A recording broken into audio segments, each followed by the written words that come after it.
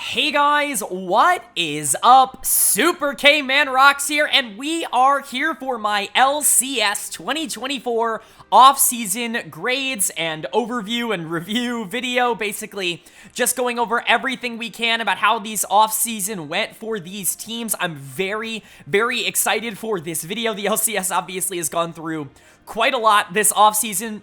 Quick shout out, we already did a video for this on the LEC. You can check that video out up in the iCard right now. It's quite a long one, but it's going to be a very similar format to what we're going to be doing in today's video. We're going to be going team by team, talking about what their offseason looked like, what their lineup is reportedly looking like in 2024, whether I think it's an upgrade, a downgrade. Now, I want to make some things abundantly clear. First of all, this is not going to be a power rankings video. We will be doing a power rankings video, but that's going to be a lot closer to the actual season start. I wanted to do something here in the offseason to kind of just cover whether I think these teams are moving in the right or the wrong direction. This isn't going to be any sort of prediction on what I think is going to happen next year. More so just, do I think these organizations are doing the right thing, moving in the right direction? That's more of what we're going to be covering here today. Of course, quite a lot to talk about. The LCS has certainly gone through its fair share of changes this offseason, dropping down from 10 to 8 teams. We're going to be covering those 8 teams here in today's video. Obviously, we'll talk about some of the players that don't have teams, because there's some pretty big names out there that ended up teamless because of just the way the offseason ended up going. But for the most part, we're just going to be covering the options that these teams decided to go for in the spring split that they have committed to. Obviously, I expect a lot of changes mid-year, especially with the players that did become available. But just a little bit of housekeeping at the beginning here. If you want to know my credentials for this, I did watch every single game in every single major region last year, so every single player that you are going to see talked about in today's video, I have covered on this channel. There are a few exceptions because of some ERL or some LCK Challengers players, but I covered every single game of the LCS. I covered every single game of the LEC, the LCK, the LPL, and the NACL. So most of the players that I'm talking about here, I have quite a breadth of knowledge on what they've offered, especially most recently. I've been doing this for many years now, and so I like to believe that I have some level of credential to talk about this. I do want to say this is just an opinion piece. There are going to be a lot of people out there that disagree with my opinions. That's great. I would love to know your thoughts and opinions down in the comment section below as we go through this. You're not going to agree with me on everything. I would be stunned if you did. And so if you disagree with me on something, let me know down in the comment section below. But without further ado, let's jump into it. Up on the screen now, you're going to see kind of the key, the legend, whatever you want to call it, for what we're going to be doing in today's video. I'm going to be giving every player a grade here, from A+ down to C-. Theoretically, I guess you could get worse than a C-. I just don't think any teams are stupid enough to sign a player that is going to get worse than that. That would be a player that has not only played at this level, but it's been so absurdly bad that it's ridiculous that they are getting another shot. They're not even not starter quality. They probably shouldn't even be in tier 2 kind of thoughts, and there's just not a lot of players that I think would ever deserve that kind of grade. So we have A+ to C- here. I'll quickly go over what each of these rankings mean. If I give someone an A+, that means they are the best player in the region, or they are in contention for the best player in the region. They should be considered as such. Complete franchise-altering players. A is your superstar level player, somebody who is almost certainly the best player on any team that they will go to. Your A- are your elite players. These are players that are going to basically make you compete for a title no matter how bad the rest of the team is, but you know, they're not going to be completely franchise-altering in the same way that the top 2 will. Once you get down to your Bs, your B+ and your Bs are very similar. If you get a B+, that just means you're a good starter, but you're a little bit more consistent. From game to game, I can expect kind of similar outputs from you. A B is similar upside. You're going to have the same kind of great games you would get from a B+ player, but it's just going to be a little bit more inconsistent when you get those great games, at least in my opinion. If you get to B-, you're still a pretty good starter. You're an okay starter, someone I'm not going to complain about at all. You can win a lot of games with a B- as your weak link, and in fact, a lot of good teams will have a B- as their weak link. They are a fine starter, just nothing groundbreaking. Then once you start getting into the Cs, C+ is going to be a weaker starter, somebody who I do think is, you know, fine starting in the league, somebody who I think is good enough to start in the league, but isn't going to be, you know, top of their position, probably near the bottom of their position in terms of rankings.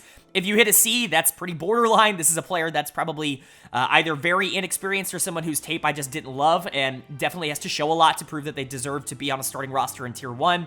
And if there is a C- grade, which there isn't here in the LCS, That's just not a starter, in my opinion. That's somebody who needs a little bit more time before they get an opportunity here. And so that's the key. I want to make it very clear. If you have a different grade than me on a player, especially if it's close, if I give a player a B and you're like, no, they're a B plus, or no, they're a B minus, that's probably a lot closer to my opinion than you think it is. These grades are not absolute. I'm going to go into depth on what I think about these players when we talk about them team by team. And so if you have a disagreement, maybe wait to hear me talk about it. And then if you disagree with what I say, then we can talk about it down in the comment section below. But without further ado, let's jump right into it. If you are not familiar with the way that we do these videos in the offseason, we're going to go in order of how they finished in the summer split last year. These teams, that is, we're going to be going through all of the changes that they made and whether I think they upgraded or downgraded in the offseason. And that means we get to start off with our summer split champions, our first place team, at least in the playoffs, and that was NRG. I'm very excited to go over this team. They didn't make a ton of changes here. We'll kind of go over the format very quickly before we jump into NRG. You can see up on the screen now the record in the top right corner. That's the regular season record, and then how they fared in the playoffs. Of course, NRG being 500 in the regular season and then going on to win the championship puts them first, even though they were 500. You're going to see the 2023 roster for this organization on the left, the 2024 roster for this organization on the right. In the middle, you're going to see one of four things at each position. Either upgrade, downgrade, change, or no change. Upgrade and downgrade are pretty self-explanatory. Upgrade means I think they got better at that position this year, and downgrade means I think they got worse at this position this year, whether that's in the long haul, you know, for the long term, or just directly this year if you're getting a more established player.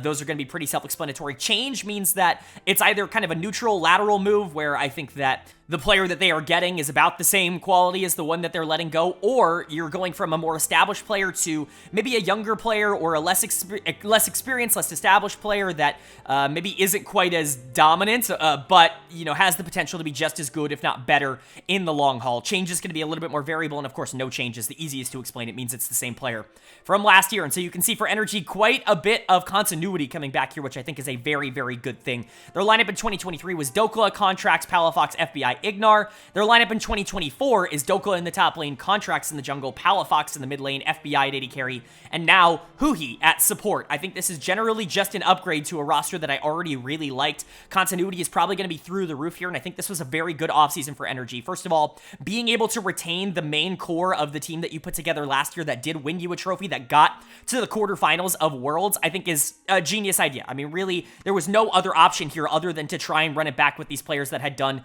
so well. If they had rebooted this roster, I think a lot of people would have felt pretty hard done by that, especially these players. And so it's really, really good to see the, I guess, main four, the core four here for NRG actually come back. Dokla on the top side has really proven that he's one of the best top laners in North America. He's going to get a B+ grade from me. He's very consistently one of the best players at that position. Now, we've been talking about the top lane as if it's like this really weak role for quite a few years now, because I think in the past few years it kind of has been. But over the past year, I would say top lane has really like re-exploded. I talked about this in the LEC offseason review, where I think there's a ridiculous amount of good top laners. That's the case for the LCS as well. I still think this is the deepest position in the LCS, just as it is in the LEC. And so Dokla being a top 2, top 3 top laner in the league, you know, maybe even top 1, depending on how you want to view some things, I think is really a compliment to what he can offer. He is tied in terms of grade with the number 1, you know, top laner in the league. And so, you know, B+ I think is more than fair for Dokla. It doesn't quite get an A-. I don't think he's this game breaker because he's not consistent enough in that regard, where it's not every single game he's demolishing somebody, but he certainly is, you know, somebody who, if you put the right team around him, if you give him a ton of resources, is just going to dominate any game that he's given the opportunity to dominate. He's a great top laner. Contracts has really re-emerged in the jungle. I've always been a little bit up and down on Contracts. I've liked him as a player. Obviously, his mechanics are ridiculous, but it was the decision-making that really kind of gave him problems in his first stint in the LCS, or his first couple stints, whether that be, you know, after he left Cloud9 on Golden Guardians, or his time on 100 Thieves, or Evil Geniuses. It never really felt 100%, but here on NRG, it really feels like it's kind of come together. He still is going to make a few errors every once in a while, but getting leads in the jungle in the current meta, or at least in the direction that League has been going, is super important. Snowballing the game from that position has been crucial towards being able to be a good jungler at the top level, and Contracts does that just about as well as any other jungler in the region. He's a great early game jungler. He's definitely willing to try and stranglehold a lot of the resources that you have out of you if he is playing from ahead. He's not going to just let somebody get back into the game, and he's a good team fighter as well. Definitely a little bit better on the facilitators, things like the Sedge and the Maokai, but he can play anything. He can can be more aggressive. He's just allowed to get away with a little bit more when he plays those champions with inbuilt safety nets. And so I like contracts for this team. Another B+ grade. That's going to be a theme here for Energy. Another player that I think is consistently really, really good. And then Palafox in the mid lane. I've been really high on Palafox for many, many years now. In fact, I've gotten a lot of pushback on this channel for being very high on Palafox, and now I feel like somehow I've gotten on the low end for what Palafox offers.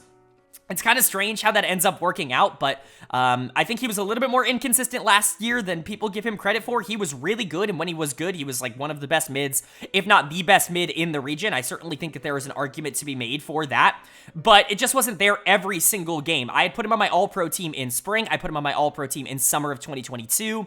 It really felt like I was the one that was seeing how good Palafox was performing for this organization, but I think actually, ironically enough, I think his regular season in summer of 2023 was probably his weakest since he joined this org. I still think he has obviously a lot of room to grow, and he showed in the playoffs that when he's locked in, when he's playing well, he is one of the best mid laners in the region, which is why he gets a B+ grade, but it's just not quite enough for me to put him in the A category yet. I do think he's on his way to that, this perennial all-pro type of mid laner, but for now, he's just going to be a top 2 guy, and, you know, he's going to feel really good about that. And then for FBI, I think he's the player that gets the most amount of hate of anybody in NA that is completely undeserved. Like, I understand that his international performances haven't been what you want for the most part, but there are a lot of players internationally that perform a lot worse than FBI does, and they get a lot less hate than he does. He's just the scapegoat for every single team that he ends up playing for, whether it was 100 Thieves, it was Evil Geniuses in the spring split, even in the domestic regular season, and then obviously for Energy at Worlds, a lot of people were really shitting on him. He's one of the best AD carries in North America. He's proved that over and over and over again, that he steps up when it matters the most. He destroys domestic competition, and when you're trying to project which teams are going to do well domestically and be teams that can compete for a championship, FBI has to be considered one of the best bot laners in the region. That just isn't up for debate, in my opinion. I think B+ is relatively fair. He's going to give you a really good output, not necessarily an elite guy that's going to go toe-to-toe mechanically with, you know, some of the best in the world, like I do think, you know, is kind of the ceiling, but I think FBI is good enough for you to be able to win multiple championships, and especially because you're bringing back his bot lane partner here in Huhi from 100 Thieves. They work together so well. I expect FBI to even be better this upcoming year, which I think is a crazy take, and obviously, you know, I've already gotten a lot of pushback for liking FBI in previous years, and every single year it feels like I get justified for that opinion, and so, you know, I'm going to continue to put him pretty highly in my rankings. But then the one change that they are making is going from Ignar, who you can note does have the star next to him. I didn't explain this. If you see a star next to a player, that just denotes that they were an import.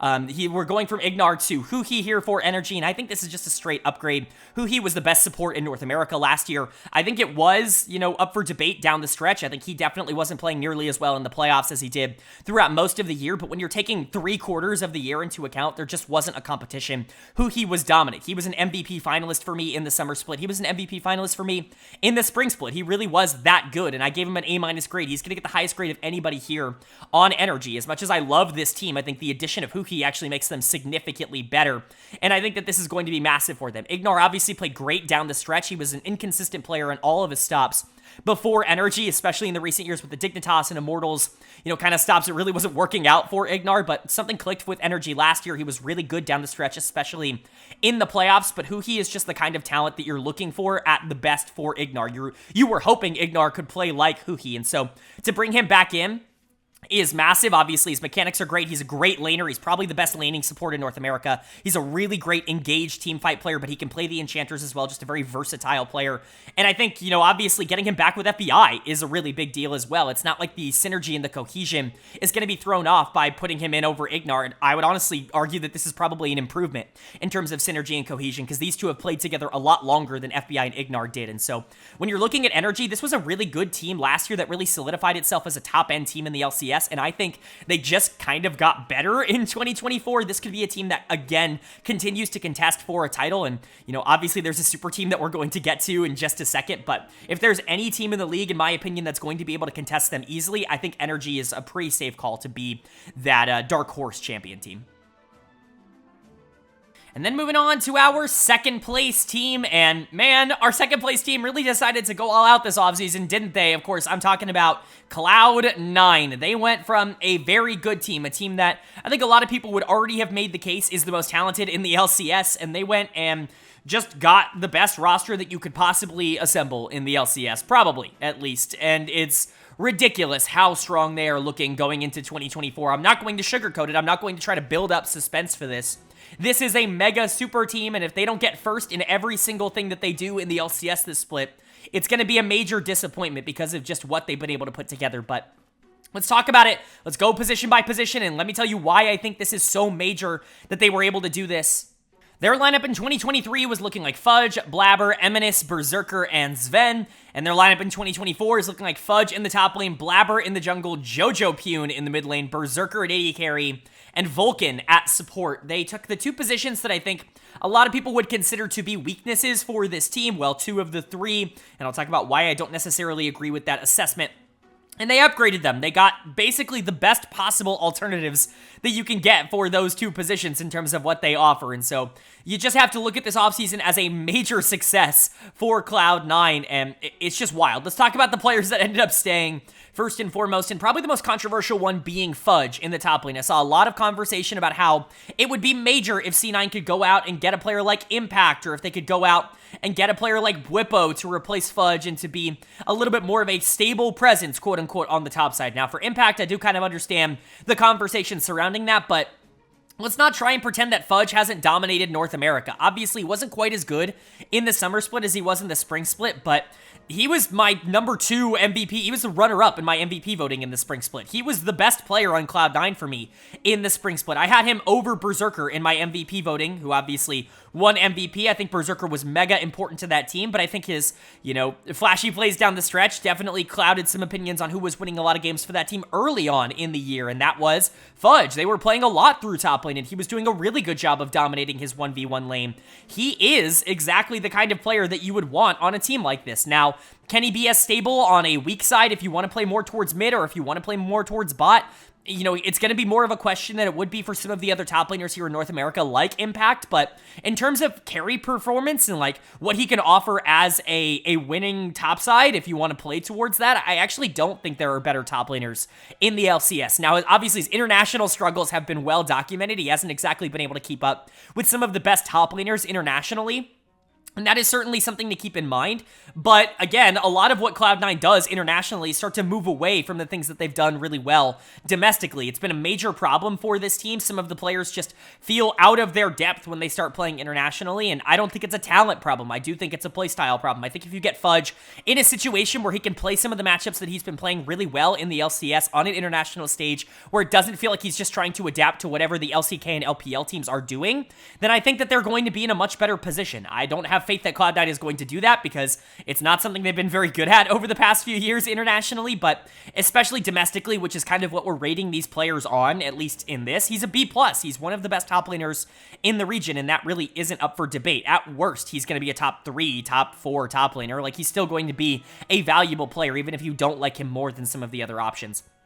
And then you've got the 2 A+, or 2 of the A+, I should say. There are 3 A+ in the LCS. All 3 of them are on Cloud9 right now, which I find to be absolutely absurd. Now, maybe I'm a little bit over-eager on some of these players, but in terms of value, remember, this is value. This isn't exactly where I think that they are, guaranteed right now. I think that these players all have to be considered in this tier. Typically speaking, I would lower a player's value if they were an import. That's, kind of how it goes, but for Berserker, it's just not going to be the case, and obviously Blabber deserves it and Jojo deserves it in terms of the performances that they've put out, over the course of their career. Jojo's a little bit more up for debate, but Blabber is an A+. He's consistently been an A+ in my grading scale for the past few years. I just don't think that you're going to do better than him. Every single split, it's Blabber near the top of the league in terms of performances. You just want him on your team. He's going to make your team better in every aspect. I know a lot of people look at him as this resource-heavy, carry-oriented jungler, but that's really not his playstyle, and it's really not what he's done over the past year. He's been a great facilitator, and honestly, his best performances have come on these more facilitative, like tank-initiating, engage-style junglers. That's really, I think, where he is at his best, similar to a player like Contracts that we just talked about. I just think Blabber is better. I don't think there is a player in the LCS that I would rather have than Blabber. I think that, Jojo's probably a close second, and Berserker, I think, is the most talented player, but he isn't important, so however you want to go about that, but Blabber, to me, is the player that I would most want on my team, and so to make him the franchise player here for Cloud9, obviously, it's not surprising that he re-signed, but it's just massive that you're able to have a player like that on your team. And then for Berserker, the other player that's not changing here, he is the most talented player in the LCS. Watching him, it's just clear that he is better than the players that he is playing against. He was reportedly getting offers from LCK teams this offseason, and not just like Live Sandbox, no offense to Live Sandbox, but he was getting offers, like he was getting tryouts with some of the top teams in the region to potentially come in and play AD carry for them. That's how good he is. This is a guy who, if he were to get good coaching and good, teammates with him, I should say, in the LCK, like he could be a top 3 to 5 ADC in the world. I think he's already pretty close to that on Cloud9 here in terms of talent. He's never really going to be able to produce like that because of just the talent around him here in the LCS, but if he's ever given an opportunity, it's this roster. Berserker's just phenomenal. I mean, he is everything that you could want. Mechanically speaking, he is by far the best player in the LCS. He's super aggressive. He's not going to let opportunities, pass him by. He's not just somebody who is going to wait for his team to get him ahead. He's going to dominate lane 2v2 and then snowball the game out of control in the mid game. Again, he's just the perfect AD carry for what you could ask for in the LCS.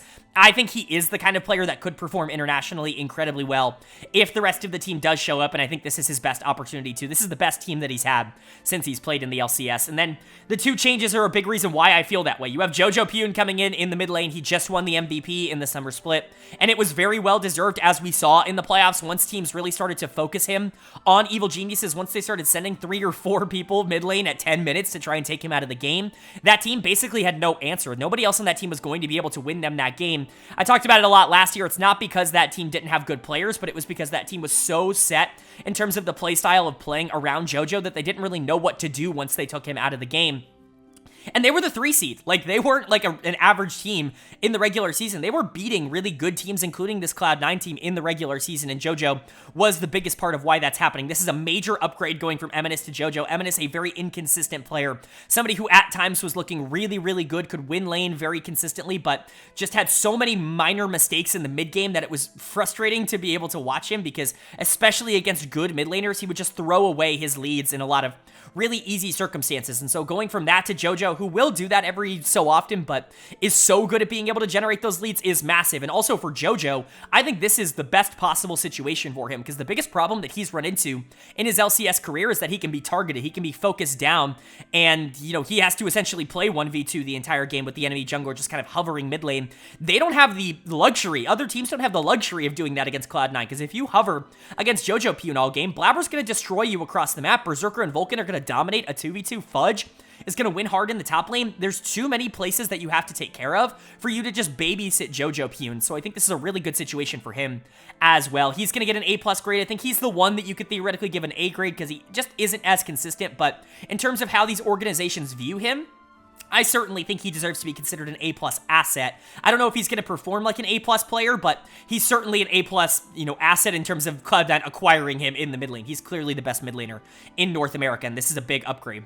And then in the support position, I also list this as an upgrade. Now, this is a little bit more of a conversation because I do think Sven was probably better than Vulcan. Not probably. He was better than Vulcan last year. Vulcan never really got things together on Evil Geniuses, and then he goes to FlyQuest, and that team completely falls apart. Obviously, I'm not blaming it on Vulcan, but if I had to take a pretty big guess here, I'm going to say that Vulcan's going to have a monster year and is going to be in the MVP conversation. It just feels like the kind of narrative that is going to happen. Vulcan comes back to this organization that obviously has been really good for young talent and for even veteran talent to rehabilitate their image. He gets on one of the best teams in the league, and so a lot of how this is building just leads me to believe that he's going to be first team All-Pro. He's going to dominate in the support position. I would expect this to be an upgrade. I think Vulcan's more talented than Sven is as a support. I think Sven's grade would go up if he were playing AD carry. I think he's better as an ADC, but as a support, he does a couple of things really well and a couple of things really poorly. Vulcan doesn't have those weaknesses. He's not going to get the A- grade that he got. He's not the #1 graded support in terms of this video, but he's very close, and B+ is still a very good grade. And if your weaknesses are B+ players, it's just ridiculous, right? Like, that's the same thing we said about Energy, except Energy didn't have 3 A+ players to kind of complement this. This is a super team. Make no mistake about it. I'm not saying that they're definitely going to win a championship, because it's just really hard to talk about a team immediately succeeding when you've never seen them play on the Rift. Look at FlyQuest last year, even though I was low on FlyQuest going into the year. I just think if you're going to talk about it, in my opinion, and I tweeted this out, I got a bit of pushback, but this is, on paper, the best team that North America has ever had. I know people are going to talk about 2018 Team Liquid or even 2022 FlyQuest on paper, but I don't think they had the lack of weaknesses that these teams have. Like, as much as I love players like Pobelter or as much as I actually do like a player like Vikla, Cloud9 doesn't have weak links like that. They are just so solid across the board. In my opinion, this is the most talented on-paper team that North America has ever seen, and if they don't win everything next year, I think they're going to consider it a disappointment. I know that's very big expectations, but honestly, that's where I think Cloud9 has landed after this offseason. And now moving on to our number 3 team in the standings last year, which was a team that certainly had their ups and downs as we went throughout 2023, but seemed to have figured it out, at least by the end of the year. It's, of course, Team Liquid. This is a very interesting conversation to have, in my opinion, because I think TL has done a lot of things right in the last couple of years, but they've also kind of just been moving in a direction that I don't necessarily agree with. They continuously try to want to make this like TLCK thing work, and while I do think they've moved away from that in terms of branding and in terms of personality, it certainly is, you know, still the direction that they want to go in. They still want to bring in players from the LCK, and they want to try and make this idea work, and I just don't know if they're the right players for this particular instance. There are a couple of players on this team that I really like a lot, and a couple of moves that I'm really not a huge fan of, and so we'll go over it. Their lineup last year was obviously Summit, Pioshik, APA, Yon, and Core JJ. Their lineup in 2024 is looking like Impact in the top lane, Umti in the jungle, APA in the mid lane, Yon at AD carry, and Core JJ at support. So again, they are switching out 2 members of their team. It's the 2 import slots. They're bringing in another import, another LCK import in the jungle position, and getting a little bit more endemic, a little bit more stable on the top side of the map, which we will talk about why I like that in just a second. But the 3 members that are staying are 3 members that absolutely should be staying here, and it wasn't looking like this was going to be the case for a lot of the offseason. We'll talk about APA first and foremost. I'm really happy that he has retained his, starting spot here in the LCS. It was looking for a lot of the offseason like he wasn't going to get a starting spot, and I thought that would have been absolutely absurd with how he played last year for Liquid. He immediately changed how this team played the game when he came in and started for this team. Him and Pioshik had great synergy together in the mid-jungle kind of duo, and honestly, he was the biggest reason why this team ended up making Worlds, in my opinion. I think that there were a lot of things going wrong for Team Liquid, but his ability to stabilize that position for this team last year was crucial towards what they were doing. I think he showed a lot of growth and development. Obviously, there are some players out there calling him a one-trick. Shout out Summit. I don't necessarily think that's true. I think he proved that over the course of last year that his champion pool is a little bit more versatile. He definitely prefers a style of champion and a style of play, but I still think that he is, he's flexible enough where you can't just like ban him out. He's just a player that certainly has a style that he prefers, and that's going to be almost every single player in North America. You just don't get super versatile, completely well-rounded players in NA like you do in some other regions. And so, I like APA. He's going to get a B grade from me, not necessarily a B+. I don't think he's somebody that you can rely on to be a major carry, a big presence for your team if you're trying to win a title, but I do think he is a more than solid mid laner at the moment. Could that go up? Absolutely. He could be a B+, he could be an A- by the end of the year, by the end of spring, and honestly, I wouldn't be all that surprised, but as of what we've seen so far, he's a B. He's a solid player, one that should be starting in the LCS, and is definitely an asset for Liquid. And then you've got the bot lane of Yon and Core JJ.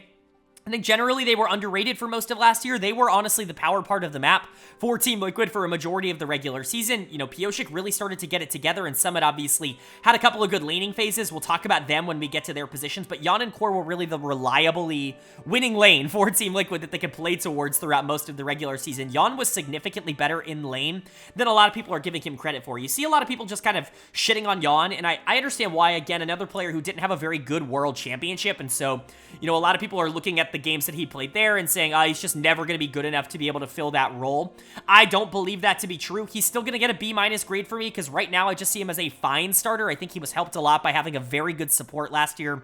Core definitely getting back on the map in terms of the performances that he offered, but I don't think Yon is a superstar. I think that he certainly is somebody who can start in the LCS, and I'm really glad they retained him because I think his growth trajectory is still really high. He was somebody who I loved in the NACL, or I guess before the NACL and Academy. I loved him in Tier 2. I was really high on him. I thought he was honestly being slept on because Ayla was getting so much credit. Ayla deserved that credit, but Yon deserved a lot of the credit for it as well, and he just didn't necessarily jump on the bandwagon as quickly as I thought he would. I still think the growth is there. player. He's going to be a B by the end of the year. He could even be a B plus by the end of the year. I would expect continuous growth from him because I do value this bot lane partnership a lot, but keeping Yawn I think was a really good idea. He's just going to stay a B minus for now. He was very much on the borderline of a B and a B minus. You could really put him in either if you wanted to. And then Core in the bot lane, or in the support position, I should say, he's just really, really stable. He's fallen to like a B for me. He's more of a B, B plus, somewhere on that, kind of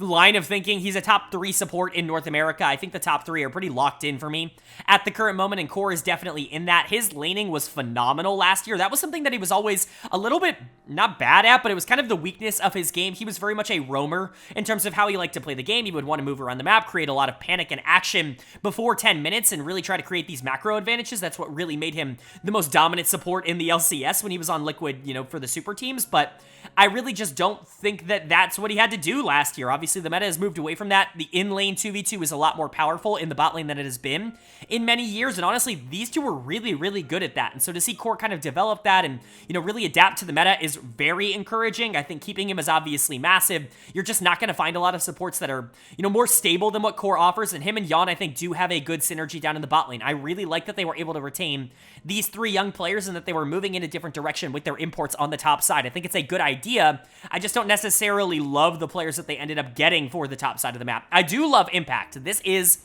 the addition that I think is obviously a great addition for this team. This is an upgrade from Summit.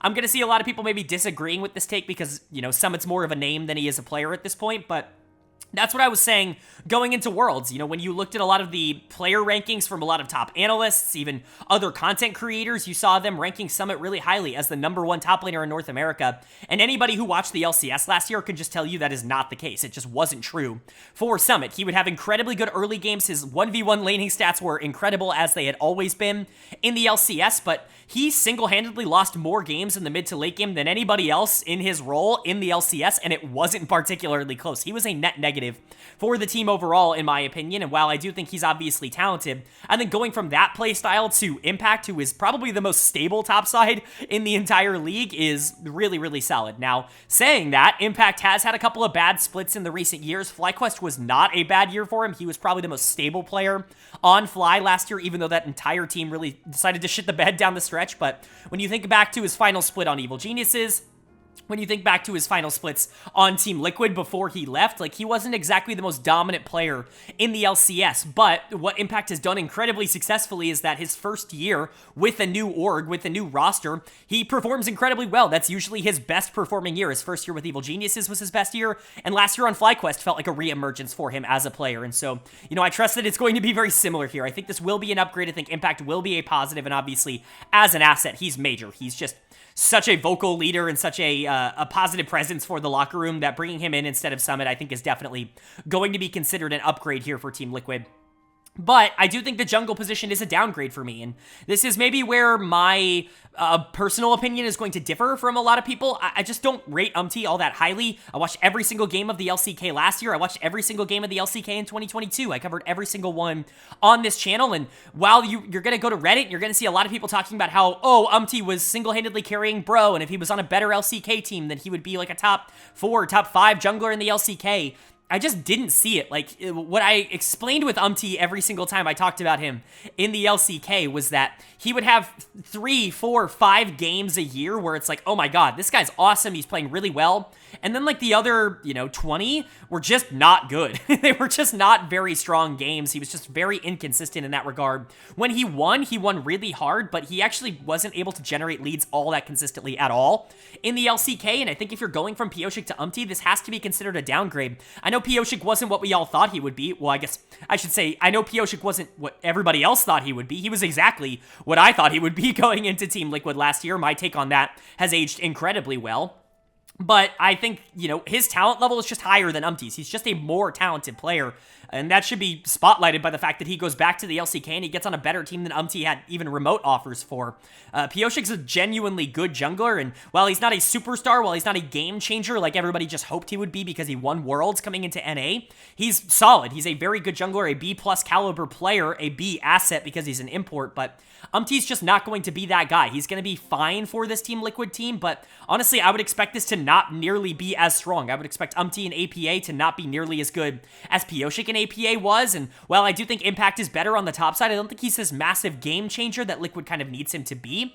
I could see this team struggling a lot more in 2024. I don't necessarily think that this team got better by going from Pioshik to Umti. While I do think you're more stable on the top side, and you are hoping for development from your young, carry duo in APA and Yon, I think you're asking for a lot, and I think the jungle position is actually going to be more of a negative. And so, we'll see. I'm not entirely out on what Team Liquid is doing. I'm just not entirely sold on what they're doing either. If they got a better jungler, I feel like I would have been a little bit more happy with this, but overall, I think the offseason is kind of a net neutral, and in a league where a lot of the teams did end up getting better, or at least more interesting with more upside, I think Liquid is still banking on the fact that, their young players are going to develop, and that, some of the veterans they bring in are better than I'm expecting. And now, kind of jumping into a little bit further down the list. Typically, I'd be happy to go in order, but we actually have to skip number 4 and number 5 because they're not in the league anymore. Golden Guardians was at number 4. They obviously pulled out. Evil Geniuses was at number 5, and they have pulled out of the league. They are the 2 teams to leave, so we jump directly into number 6 in terms of last year's standings, and I can't believe I'm talking about this team 4th. It is Dignitas. It's a pretty big surprise to see them at 6th in general because of just how their year went, but they ended up being better than people expected them to be last year, and so they ended up in a pretty good spot. Their lineup, changed quite a bit, some for the good, some for the bad. I think most of this roster I like, and then one piece of this roster I think really holds them back in terms of the upside that I'm expecting from them. But let's go ahead and talk about it. Their lineup last year was Rich, Santorin, Jensen, Tomo, and Poom, at least by the end of the year. And their lineup in 2024 is looking like Rich in the top lane, XU in the jungle, Dove in the mid lane, Tomo at AD carry, and Isles at support. A lot of this I like. 4 out of the 5 of these players, I like that you're giving an opportunity to, I should say 3.5, because one of them I think is just fine, and we'll talk about that, but, especially 3 of these players I'm really happy to see on this roster, and we'll talk about one of them to start this off, and that's going to be Rich in the top lane. This is a major get to be able to get him back here onto this team. It wasn't a guarantee that he was going to stay with Dignitas, but he was phenomenal for this team last year. I know there's a bunch of big names like Santorin and Jensen on this team from 2023, but Rich was the reason that this team won a playoff series, and he was the reason they made the playoffs in the first place. Without Rich, they were going to be in a really rough spot, and so really, really big for them to actually be able to get him back and to be able to retain him on this roster. And, he's still a really big asset for this team. He's going to get a B grade because, again, he is an import, but he's a B+ level impact in terms of what he offers. He's consistently one of the best top laners in the region.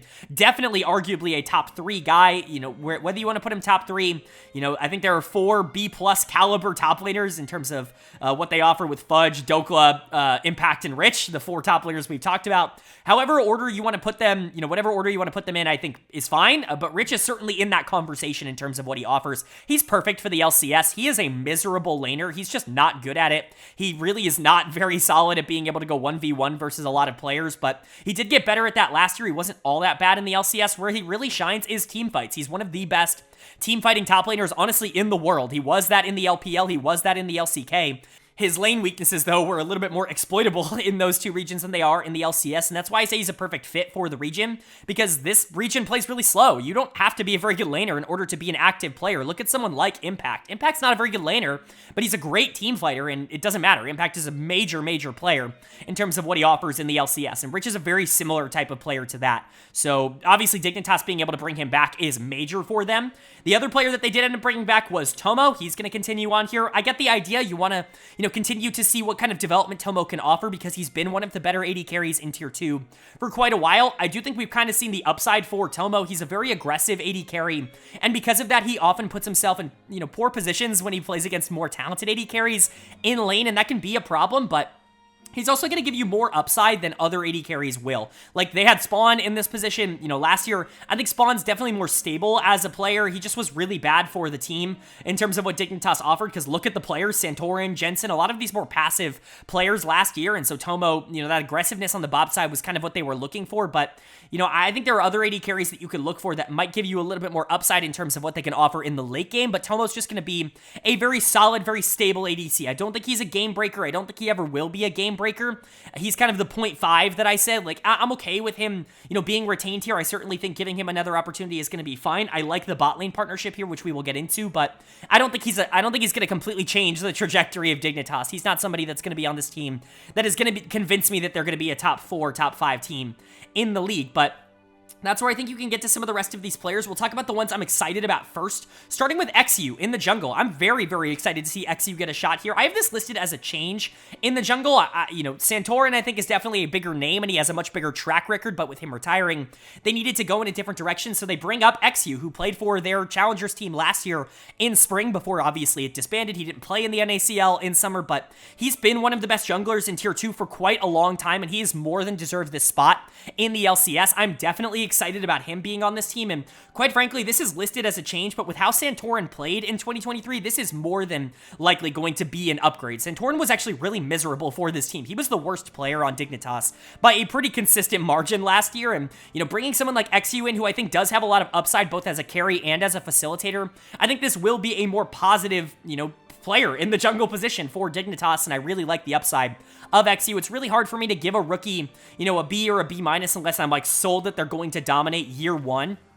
And I just don't think XU is the type of player that is going to take a bad team and make them a ton better. And, we'll talk about it. I just don't think the impact of the surrounding core on Dignitas is going to be good enough for XU to really turn into like a superstar jungler year one. But could he be a B plus by, the end of 2024 or the end of 2025? Absolutely. I love XU as a player. He's one of the most interesting jungle prospects in North America right now. And it's long overdue him getting this opportunity here to play for an LCS team. He's been given his cup of coffee before, but now being given the starting job, I think is a great decision. And then the other change that I really like is bringing in Isles in the support position. I like Isles a lot as a player. I think he's been incredibly undervalued because of just the situations that he's been in. Was obviously on Cloud9 for a bit, he was supposed to play last year in the summer split in the NACL, but just was not able to get that visa in time, so he was never able to get over and play for Wildcard. But I think he's a really, really good support. Everything we've seen out of him is an LCS caliber support, and bringing him in, I think, is a major upgrade. I know people like Poom, and I like the upside of Poom. I think he has really good games,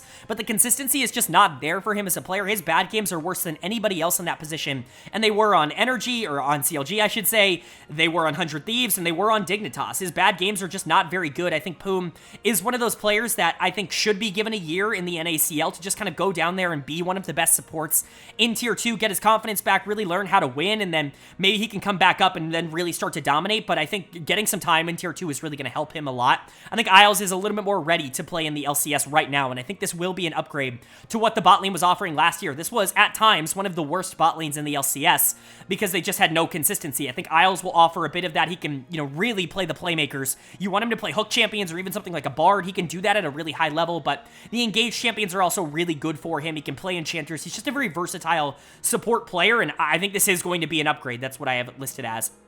And then in the mid lane, this is where I really start to get concerned, because I think this is just like a really bad decision in terms of, a process. I think this is bad process, if I'm being entirely honest. You're going from Jensen, who is fine, but I totally get wanting to move in a different direction. You're going from him to Dove, and I just don't get it. I don't get why you're importing Dove. I don't get why you're not just going for one of the great young NA mids that we have in the NACL right now, because you have quite a few options. Dove just feels like such a nothing pickup here. Dove has been an average player at best in every stop that he has gone on, whether that was on Sandbox as a mid laner, whether that was on Sandbox as a top laner, whether that was last year on Invictus where he got benched after the spring split because that team wanted to win and they couldn't win with Dove in the mid lane. It just doesn't feel like this is a very good move. I have this listed as a downgrade. I don't think Jensen's some game breaker. He's going to get a B grade for me because there were games last year where he was really good, but he's not really a takeover kind of player. At this point in his career, he is definitely more of a facilitator in the mid lane. He's not somebody that I'm like, you have to retain him, you have to hang on to him. But Dove is going to be a below average mid laner in the LCS year one. He offers no upside and he's an import. I just don't get it. I really don't understand the thought process behind going out and getting Dove. In my opinion, this is the single worst move of the offseason that any team in the LCS made. It just is a complete head scratcher for me. Maybe Dove comes in and is fine. Like, maybe he can be Balulu or something like that year one, but, like, does that really matter? Like, if he's winning a couple of games for Dignitas, if this team sneaks in as maybe the 6th best team in the league, like, is that really like the upside that you're looking for with Dove? Like, I don't know, man. It just feels very, very weird to bring him in. I feel like you're stunting the growth of some NA players, and honestly, you're making your team worse because I don't think Dove is going to be an above average mid-year one anyways. I have him as a C+ grade. I think you could give him a C grade in terms of value here, in terms of value as an asset, because he's an import. He's probably a C+ impact player. He's a fine starter, a weak starter, but like he could start in the league. I just think as an asset, like I don't get this. I don't get this move at all. Again, I have this listed as a downgrade, and I really don't understand it. You know, as somebody who watched every game of Dove over the course of his career in the LCK and in the LPL, I've never seen it in him. If there were other options, maybe if there was like, you know, a solid player in the LPL, even for a bottom tier team, like a Strive or something like that has upside, even if he hasn't been able to show it consistently, I would be like, okay, well, at least you're betting on upside here. But Dove just doesn't have that. He feels like an average player that is now being brought in. These are the kinds of imports that are bad for the league, in my opinion. There are a lot of imports that I will defend. I really like bringing in players like Rich that can be a difference maker at this level, but I just don't see that in Dove. I think this was the worst move of the offseason, and I think Dignitas is going to regret it because I do think it actually hurts them a lot. Mid lane's super important right now, and I think you're really hoping that you can get XU and, Isles on, Page up to speed as quickly as possible, and I think having a mid laner like Dove is just going to hurt that. So, I don't have a ton of expectations for Dignitas this year, even though I do like Rich, XU, and Isles in particular, and I think Tomo is a solid enough player to be able to win with. I think Dove in the mid lane actually brings this down quite a bit for me. So, offseason-wise, a couple of good moves, a pretty majorly bad move. It just kind of equates to an average offseason for Dig, and probably another average year for this team as a whole. And then moving on to one of our new organizations, or our only new organization in the LCS this year, of course, with, Brand Titans TSM leaving. Somebody had to buy that spot, and buying TSM's spot and their roster for the most part is going to be Shopify Rebellion. Incredibly excited to see them in the league. Obviously, they are very successful in a load of different esports, and to see them come into the LCS and for them to build the roster that they built this year, I think gives me a lot of confidence that this is going to be one of the good ones. Now, that's exactly what we said about Evil Geniuses when they joined the league a couple of years ago. They went out and really spent some money on some former Cloud9 players. They really built an academy and a youth system to be able to bring, players like JoJo and players like Danny through and really try to make the most of them and even rehabilitate players like Contracts in their system. And then obviously things just kind of fell off the rails in the last few years. But, first impressions of Shopify with the roster that they've been able to put together are pretty positive for the most part. A couple of interesting decisions, but decisions that for the most part I agree with, and we'll kind of get to that. But they are taking over TSM's spot. I don't know if they technically acquired TSM's roster, but they are certainly kind of the spiritual successors to TSM in terms of what they are offering here. Their mid-jungle is the same, and they still have their AD carry as a substitute. So let's talk about what their reported starting lineup, at the very least, is looking like in 2024. Their lineup last year was Haunter, Boogie, Insanity, Wild Turtle, and Chime. And their 2024 lineup, the first ever year of Shopify, is looking like Fake God in the top lane, Boogie in the jungle, Insanity in the mid lane, B-Boy at AD carry, and Zazel at support. Obviously, there are two pretty major substitutes for this team. Wild Turtle is sticking around as the substitute AD carry in case things do not work out with B-Boy. It'll be an interesting thing to see there. I like this kind of idea of taking a punt on a player who's been very good in a minor region and then, having a backup plan of a very stable AD carry in case things go wrong. And then also major upside in the jungle position with Tomio being signed as a substitute jungler. We'll talk about those when we get to those positions, but when we're talking about TSM last year, when you're talking about Shopify this year, the first player that your eyes should be drawn to is Insanity in the mid lane, who is a very, very solid player. He had been dominating the NACL, one of the best mid laners in Tier 2 for quite a long time for Dignitas, for a couple of different organizations, and, he got another shot here in the LCS with TSM as they were waiting on Ruby to get here to North America, but, Insanity was so good during that time that by the time Ruby got here, it was kind of a travesty that they had to bench him. It took him a couple of games, but they figured out, we should just be playing him instead, and he was really, really good for TSM last year. He was an all-pro caliber mid laner. I gave him third-team all-pro, even though he didn't play the entire split, because I do think he was that important towards this team's success. Obviously, things didn't go quite according to plan in the playoffs, where they just didn't play very well. There really is no other way around it, but Insanity was the core that you should have been building around here for TSM. Now, I'd love to give him higher than a B grade, but for now, it's just a small sample size, right? If he can come out this year and do it again, be one of the top mid laners in North America, be a top top 3, top 4 mid laner. Like, that's a B+ caliber player. What he showed in 2023 was a B+ caliber player. We just need to see it. I love Insanity, and I love building around him. I love making sure that, you know, the pieces around here are both complementary towards his skill set, but also, you know, are going to give him opportunities to play some of the things that he's really good at. And I think they've done that very successfully here. The other player that they've retained, or at least the other main starter that they've retained for now, is Boogie in the jungle. I like Boogie. I think he obviously showed a lot of growth last year, was certainly, you know, fine. I don't think he's a superstar for this team. Kind of comes in as a jungler that you're going to be okay starting, but I don't think is going to, like, break the game or anything like that. It's just kind of an okay starter, kind of the definition of a B- kind of player, where you're going to be fine with him starting, and you're not really going to feel bad about it, but there are definitely upgrades in other, you know, parts that I think you could get. And that's where I think, you know, signing Tomio becomes incredibly interesting, because I think I would give both of them B- grades in terms of their, you know, performance right now, but I think Tomio's upside's just a little bit higher. That being said, Boogie and Insanity worked together incredibly well in 2023, and so, you know, this is part of what I said of, like, if you want to make sure Insanity's in a really good spot, keeping him with a jungler that he showed a lot of synergy with in 2023 is probably a really good start to that, and Boogie certainly didn't do anything in 2023 that made me think he should be benched by any stretch. He was just an average jungler, right? He's a middle-of-the-pack jungler.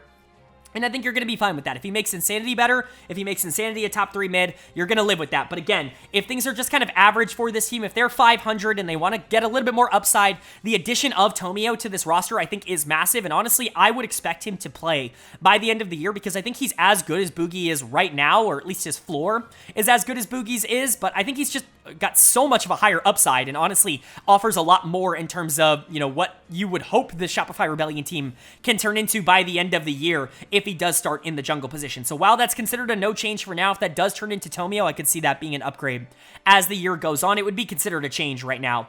The other big upgrade for me is going to be in the top lane. You're going from Haunter to Fake God. I like Haunter. I think he honestly was given a little bit too much of a bad rap last year, but honestly, he wasn't good in the LCS. He was really good in the NACL in spring. He was maybe the best top laner in the NACL. He wasn't given a lot of opportunities because TSM Challengers was really bad and just didn't really do a whole ton, but as somebody who covered every game, Haunter was very stable and very good for TSM Challengers in 2023, was given an opportunity because he kind of earned it in Tier 2 for TSM's main roster team. It just wasn't really able to hold up, was probably the worst top laner in the LCS last year, which is certainly unfortunate, but you're going from that to Fake God, who is a channel darling. I think that's fair to say at this point. Fake God's kind of been somebody that I've been pounding the table for like 3 or 4 years now, back on the 100 Thieves days when he was dominating, you know, Academy for 100 Thieves, even when he was given a small sample size in the LCS. I thought he was relatively good for that team, ended up never really being given a fair shot, was given a starting spot with Dignitas, but that team was awful. Like, they were playing with blue in the mid lane, and just everything was going wrong for them, and he was never really given a fair shake to show that he could be a good LCS top laner because the team around him sucked so bad. He went down to Cloud9's Challengers team, was awesome in spring, was on Disguise, DSG in summer, and won, you know, NACL. Like, he's just a really good player. He's everything that you could ask for in a top laner. I think B- is kind of the floor for him. I think he's going to be fine as a top laner. Maybe not the big game breaker that you would get out of some of the better top laners, but if he can be a top 5 guy in terms of top lane, that's going to be good enough for this to be considered a pretty major upgrade. So even though Fake God hasn't played particularly well in the LCS when he's been given opportunities, I do think this will be an upgrade from Haunter. I would expect this to be a more positive situation. And then the bot lane, which is a very interesting bot lane here. You've got B-Boy and Zazel. We'll start with B-Boy. I see a lot of people really panning this move, really hating on this move, and this is kind of the example of an import that I don't hate, because I do think this is actually a pretty high upside move for Shopify. And if things go wrong, you still have Wild Turtle here. Obviously, there's still a ton of free agents. Stixay is still available as a free agent, which is insane to me, but, you know, B-Boy is really, really interesting. He's dominated Brazil the last couple of years. He's been way better than I think people are giving him credit for. All the people that I think are criticizing just have not watched a lot of CBLOL over the past few years, but CBLOL's very competitive, and B-Boy's been very good in that league. I honestly think he could be like a really, really good AD carry at this level. He's going to get a C+ in terms of value right now because he is an import. I think he's closer to a B- in terms of the performance he gives. I actually have him and Wild Turtle with the same grade in terms of the performance they offer, but I think B-Boy actually has higher upside in terms of kind of what you're hoping, because B- is just one of those, well, we haven't seen him play in a top league since he played in Europe for Misfits a couple of years ago, and he was really bad for Misfits, and so, you know, we're just assuming that this is another one of those baseless imports, kind of what I was saying about Dove for Dignitas, where it's just not, really high upside. It's just importing for the sake of importing. I don't necessarily think that's the case for B-Boy. He's shown a lot of development in the minor regions, in the LLA in the past couple of years, and then CBLOL last year. I think he's actually a really interesting addition. Now, again, if things don't go right, you still have Wild Turtle as a streamer, as a substitute on this team. You could very, very easily see him sub in the summer split and have this team go back to a little bit more continuity in that position. But again, I think B-Boy actually gives you more upside than maybe you're expecting. His mechanics are actually really good. And then you're bringing in Zeyzal in the support position, another addition that I really, really like here. I'm listing this as a change because I also really like Chime. I'm actually a big Chime defender. I've been a Chime defender for a long time on this channel, but that should say that I like Zeyzal a lot too. I think both of these guys are, mid to upper tier LCS supports. I think both of them are very solid in their role. And going from Chime to Zeyzal, I think is going to be a pretty interesting addition, obviously. Bringing in Fake God and Zeyzal from Disguised, from C9 Challengers in the spring split. It's good continuity to be able to bring in players that have worked together, but, Zeyzal's a player who has had immense success at his absolute best here in the LCS, has gone to World semifinals on Cloud9 before, and so he can do it. The end of his last few stints in the LCS weren't quite ideal. They weren't great for Evil Geniuses, but, he's been awesome in Challengers, in Academy, whatever you want to say in the NACL. He's been everything you wanted to see out of a support at that level and then some, and I have a lot of faith that he's going to come back in and be a really good support here. If B-Boy is mechanically talented, and if, he is, showing that upside of Insanity, continues his development, if Fake God's really good on the top side, Zeyzal could be a top 3 support in terms of the output that he offers here in 2024, if everything goes right. And honestly, kind of talking about all that, Rebellion, like Shopify could be a top 4 team very, very easily. I don't know what the world situation is going to look like for North America, for the LCS, because of the cut in teams. There really hasn't been any sort of announcement on whether or not things are going to change in terms of qualification, but if there's 4 world spots in the LCS, do not be surprised if Shopify Rebellion competes for one of those. This is a really interestingly built team that has a ton of upside. If Insanity continues to grow, if Fake God is good, if B-Boy is good, if Zeyzal, continues to be good, this could be a top 3, top 4 team in the league. Basically, no question. I really like the direction they went in. You have options in case some of these players don't go well, with Tomio and Wild Turtle being substitutes. Basically, every avenue is covered for them. I think, in terms of running an organization, this is exactly what you should do. In year 1, invest in some good young NA talent that has done well in tier 2, and then play towards the core of the players that you were able to inherit. Basically, everything we could have wanted to see from Shopify in year 1 happened in the offseason, and it gives me a lot of confidence that this team is going to do well. And then moving on to our final of the playoff teams from summer of last year. Of course, top 8 made playoffs, and now there's only 8 teams in the league. We're going to have to see how that ends up working out, but the number 8 team last year was, of course, 100 Thieves, and this is a pretty big disappointment for them. I think they expected a lot more out of this year. There were times where they looked a lot better than this, like a top 4 team, like a team that at the very least needed to be considered in that conversation, but the consistency for them just absolutely wasn't there. They brought in some players midway through the year to try and change things. They changed up their solo laners, but at the end of the day, it just didn't end up mattering. They weren't good enough to be able to capitalize on some of the things that they wanted to do. There were good parts of them, but they go through a complete overhaul this offseason. 4 of the 5 members of this team from last year are gone. The only member that is remaining, they acquired midway through last year. So when you're talking about the players that started the year on 100 Thieves that were, the starting 5 in spring, all 5 of them are gone in 2024, which definitely signals that they want to move in a different direction. In a different direction they are moving in. This is a very young roster with a lot of upside. There are definitely some question marks about what they're going to look like in year 1, but there are a lot of pieces on this team that I think there's a lot of reason to be optimistic about. So let's go ahead and talk about it. Their lineup last year was obviously Someday, Closer, Quid, Doublelift, and Busio. And their 2024 lineup is looking like Sniper in the top lane, River in the jungle, Quid in the mid lane, Meech at AD carry, and Ayla at support. I really like most of these moves. I think almost all of them are really interesting directions for this organization to move in. Obviously, 100 Thieves has kind of been known as a perennial powerhouse ever since they entered the league in 2018. This really feels like their most experimental roster that they've ever put together. Basically, every other year that they've existed since the beginning, they've spent a lot of money, they've gotten a lot of high-profile names, and they've wanted to compete for a trophy. I don't necessarily think that's their goal this year, although I certainly don't think it's out of the realm of possibility for this team to just super overperform and be title contenders, but I think this is definitely a year to find out which of these young players is worth keeping and worth moving on with, and trying to figure out, if you can build around these guys as your next young core. Very CLG, NRG style in terms of what they want to do here, and obviously it took them a couple of splits I think it might take 100 Thieves a couple of splits, but this is a really interesting core, so let's talk about it. Starting in the mid lane, your one member that is staying from last year is going to be Quid. They brought him in mid-year, and they are going to be sticking with him. Now, this is both good and bad. I am the least optimistic about Quid of anybody on the team, not only because of his LCS tape last year, but honestly because of what I thought he was as a player even entering Summer. I was very low on Quid when 100 Thieves acquired him. As somebody who does watch a lot of LCK Challengers, he was on a really bad team in Gen G Challengers last year, and while he was kind of the focal point for that team, he certainly was the one who was receiving the most resources. He was kind of a hard carry and a dominating presence on a team that just didn't have a lot of talent. It was in a role where he was incredibly high resource. He really got everything that team had to offer, and especially with the fit last year with players like Doublelift and players like Closer, who are pretty resource heavy themselves, I was concerned that he wasn't going to be able to adapt to kind of a lower resource style here in the LCS that he was almost certainly going to have to play. And again, that was a very good take for me. That ended up proving to be almost exactly correct. He was very poor at the low resource part of mid lane. He actually isn't really all that bad mechanically, although he still has quite a ways to go before he's above average. He just really didn't do a very good job of being a secondary player for this team. He was often taking major risks, and they weren't really paying off. It just didn't feel like a playstyle that he was all that comfortable with. Now, this roster, I think, is set up a bit better to be able to play towards mid lane, because I think bot lane and top lane are definitely a little bit more, I don't know, isolated than they were before in terms of, leaving them on weak side. I think these players are a little bit more used to playing on weak side, although we'll get into why I don't necessarily think that's the direction I would go in if I was this team. I'm just not a huge fan of Quid.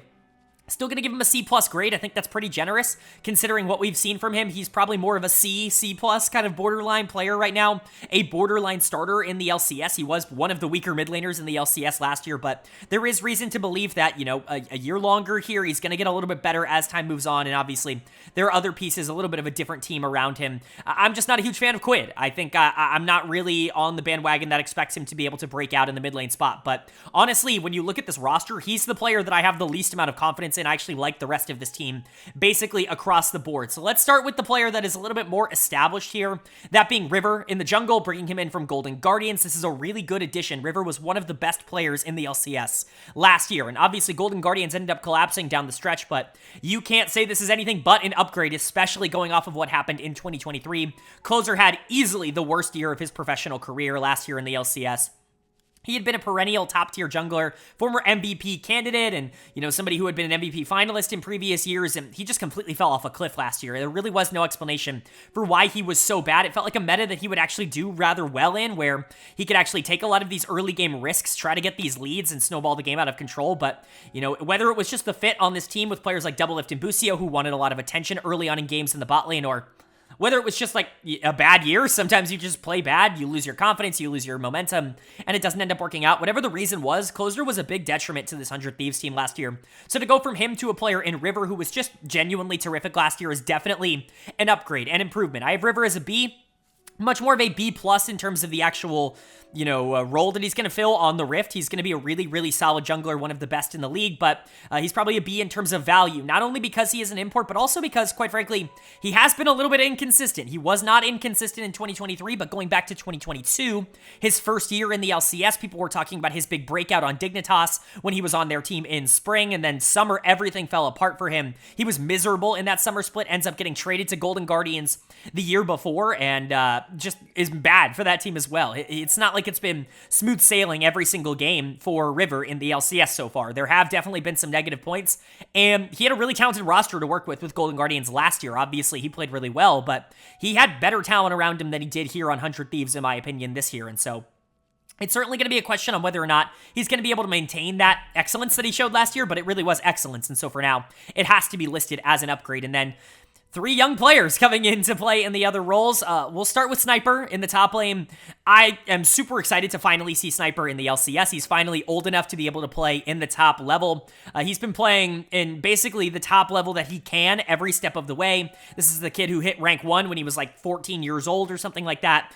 Being able to kind of essentially be groomed to play in the LCS since he was 14, 15 years old. He's gotten a ridiculous amount of good coaching, and he's shown good development. This is going to be a major test for him, though. I have him listed as a B- for now. As you guys know, if you're in the Bs and you've never played a game in the LCS, I think pretty highly of you. That's certainly a pretty positive grade in terms of value, and Honestly, I think you could make the argument that in terms of asset value, Sniper's higher than this just because of how teams are viewing him as kind of this next top lane prodigy, and with top lane being so important right now in the meta, and, with how many good top laners there are in the LCS, Sniper being good is a pretty big paramount to 100 Thieves. They've invested a lot in him, and they're moving in that direction. It's definitely going to be interesting, though. Watching his NACL tape as somebody who watched every game of him in the NACL last year in Spring Split before he took some time off, it really was good and bad. There were some good moments and there were some bad moments. I think the good moments definitely outweighed the bad, but he's going to take some risks that aren't necessarily always going to pay off. He's certainly not the most consistent player of all time just yet. He has the mechanics to dominate this league. He really could be the best top laner that we have. I mean, this is like a JoJo Pune level prospect in terms of what we could expect from him in the future. He could be an A+ by the time 2024 or 2025 ends. That really isn't out of the realm of possibility. It's just that's projection, because right now he's just a good player. Now, I'm more likely actually expecting to see, ironically, some road bumps, some speed bumps in the way at the start here, but if he can get over those, especially with this team, I assume this team's probably going to hit quite a few speed bumps at the beginning. If they can, figure out how to work through them and kind of get on the same page, I think, again, you could see an energy level, CLG level type of development track from Sniper and from a lot of these players. I really like him as a prospect. I just don't know if it's going to be quite as instantaneous as maybe some people are expecting. And then you've got Meech and Ayla. What an interesting bot lane. I want to talk about Ayla first. I'm really high on Ayla. I continue to be really high on Ayla. I had Ayla ranked above Busio last year. I think a lot of people were really hyped for Busio coming in, starting for this 100 Thieves team, but I actually thought Ayla was the one to watch out of the supports coming up from the NACL or from Academy. The previous year, I thought Ayla was the superstar out of those two, and while Busio I still think is really good, they have the same grade as you can see, I think I'm actually still on the side of Ayla. I think he had a better summer split than Busio did on Evil Geniuses. And I think the big reason why I end up feeling like that is because of the versatility that Ayla offers. I just think he plays everything at such a high level, whether it's enchanters, whether it's engagers. He can play for lane, he can play for roams, he can play for mid game, he can play for late game. He can basically do a little bit of everything. He is going to be a little bit more inconsistent in terms of being able to do well on any given game. Like, Busio is very consistent when he gets the right setup, when he's strong in the early game, or when he's on a champion that he feels comfortable on, like Rakan. But I think Ayla has more upside, at least in terms of what I projected. I have these two with basically identical grades. I'm not going to sit here and say that I guarantee you that Ayla is going to be better than Busio or that Ayla is a better player than Busio. But I don't think this is just some downgrade going from Busio to Ayla. I think Ayla offers a ton as a support, and honestly, I would be, chomping at the bit to try and sign him as an upside pickup in terms of 100 Thieves, and I think that pairs really well with an upside AD carry in Meech. We've said the same story with Meech. He's probably the most mechanically talented AD carry in North America as a prospect. It's insane, the mechanics that this kid has. He's been great on CLG. He was awesome last year on DSG as well. He just has a little bit of everything that you want in a top-tier AD carry prospect. Now, the reason I've been a little bit lower on Meech in terms of what I've talked about him, kind of about in the NACL is because I just don't think it's as consistent as you would like at this point. There's another AD carry prospect coming up into the LCS that we're going to talk about in the next segment, actually, that I think doesn't really have a ton of consistency errors, and I see those two compared a lot. I think Meech still has a lot further to go in terms of his, current ability development, if you will. I think the potential is through the roof. If you can tap into what really makes Meech one of the more interesting AD carry prospects, if you can just get his laning phase a bit more consistent, or if you can just weed out some of those positioning errors that he has towards the back half of games, I think he could be the best AD carry in North America. That's kind of the ceiling for Meech. That's always been the ceiling for Meech. I just think it might be, again, kind of similar to what I talked about with Sniper, a little bit a rougher sailing at the start of the career. I think there's going to be some learning curves for a player like Meech and for a player like Sniper. I'm giving them B- asset grades because I think basically any org would be really happy to have these two as starters. I think both of them are going to be good enough in year one, and they're obviously major upside picks, but I guess this just kind of ties into how I feel about the 100 Thieves roster as a whole. While I really like Sniper and Meech and Ayla and, River being the veteran that can kind of help them get up to speed, I'm not exactly sure where this is going to lead you in year one. I have question marks about where this team will be right now. This is very, very similar, and I know I keep comparing them, but this is very similar to how I talked about CLG in 2022 when they brought in all of those academy players, when they promoted Jenkins and Contracts and Palafox and, Luger and Poom and all these players and really tried to put together this core of young tier 2 talent that could kind of grow into a team together, and obviously that ended up working out. They won LCS with a few adjustments last year, and that's huge. That's what you're hoping 100 Thieves can become. I just, very similar to that CLG team, don't know if you're going to be able to get it split 1 or year 1 or anything like that. If Meech, Ayla, and Sniper, those 3 in particular, if they can really gel and click and be very good at the start, you have enough talent in players like River, and, you know, Quid's good enough for you to be able to be a top 4 team, or at least compete for it, but I just don't know if that's what I'm expecting in year 1. I would expect this to be closer to a middle of the pack, maybe even lower of the pack team while they start to figure things out, and then they can, you know, figure out which players they want to move forward with, figure out which players they might want to, you know, shuffle around, and then go from there. I think this is going to be a rebuild development project for 100 Thieves, and I think, at least for now, a lot of the guys they ended up signing are probably the right ones. And now moving into one of the more interesting off seasons, one we had to wait a little while to get into because the team really underperformed last year, but an organization that has constantly tried to be super relevant when it comes to the top of the league. Of course, I am talking about FlyQuest. They were 9th in the regular season last year. They did not qualify for the season finale or the season finals or the championship or whatever you want to call the playoffs in Summer Split in the LCS. And they certainly made some changes. Obviously, they had a pretty good roster last year, a very different direction for this organization, for a lot of the players in this organization. And while on paper, I think you could make the argument that some of the changes that they are making are downgrades, just going from player to player, I think obviously going from whatever was happening last year on FlyQuest to hopefully a more cohesive unit is just going to be an upgrade across the board. So let's go ahead and talk about it. Their lineup last year was obviously Impact, Spica, Vikla, Prince, and Vulcan, and all 5 members have been changed going into 2024. They are the only team in the LCS to change all 5 of the members of their roster going into this year, but their 2024 roster is looking like Whippo in the top lane, Inspired in the jungle, Jensen in the mid lane, Masu at AD carry, and Busio at support. I actually do get to go top to support in this one because that, you know, they're all changes. There's nobody sticking around, and so we'll start with Whippo on the top side. This is going to be considered a change. I think realistically, you could consider this a downgrade because Impact is just such a rock on the top side. And, you know, Blippo, as good as he is not as consistent as Impact is. He's just not. That's always going to be the flaw with Blippo, is his good games are going to rock and his bad games are going to be kind of bad. But I do want to say this quickly about Blippo. I thought his last, you know, appearance in the LCS for Team Liquid in 2022 was actually really good. I think it was a lot better than people thought it was. It certainly wasn't consistent. That's, again, the term that I'm going to use. The term that I think is probably going to matter the most when it comes to Bwipo. It wasn't consistent, but I think the good was really good from Bwipo in North America the last time he played, and there's a lot of reason to believe that that could be the case again here for FlyQuest. It's just going to be a question mark. There are so many good top laners in the LCS. It really is the role that is the deepest currently in North America, in my opinion. Again, with especially the top 4 that we highlighted earlier.